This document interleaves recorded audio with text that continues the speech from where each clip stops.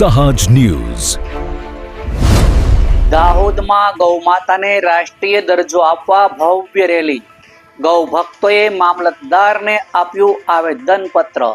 નમસ્કાર, સહજ ન્યૂઝ સાથે હું છું ગોપાલ ભેસાણીયા. દાહોદ શહેરમાં ગૌમાતાને રાષ્ટ્રીય દરજ્જો આપવાની માંગ સાથે ગૌ આહવાન અભિયાન અંતર્ગત ભવ્ય રેલીનું આયોજન કરવામાં આવ્યું હતું. આ રેલીમાં સંતો, મહંતો, ગૌસેવકો તથા મોટી સંખ્યામાં ગૌ ભક્તો ઉત્સાહભેર જોડાયા હતા.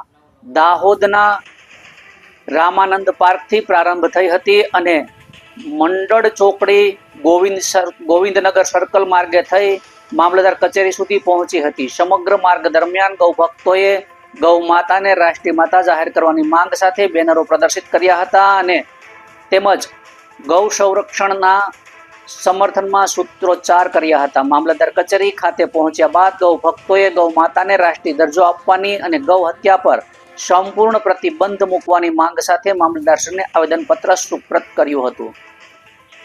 કાર્યક્રમ દરમિયાન ગૌ સંરક્ષણ અને ભારતીય સંસ્કૃતિમાં ગૌ માતાના મહત્વ અંગે પણ ઉપસ્થિત આગેવાનો દ્વારા પોતાના વિચારો વ્યક્ત કરવામાં આવ્યા હતા. રિપોર્ટર યોગેશ દરજી, સહજ ન્યૂઝ, દાહોદ. गौ माता की गौ माता आवर्धन आह्वान के रूप में दाहोद वासियों, नगरजनों, अग्रगण संतों, महंतों के द्वारा आज मामलतदार साहब को आवेदन दिया गया है कि हमारी छोटी सी आवाज़ सरकार तक पहुँचे और गौ हत्या बंद हो, राष्ट्र माता घोषित हो.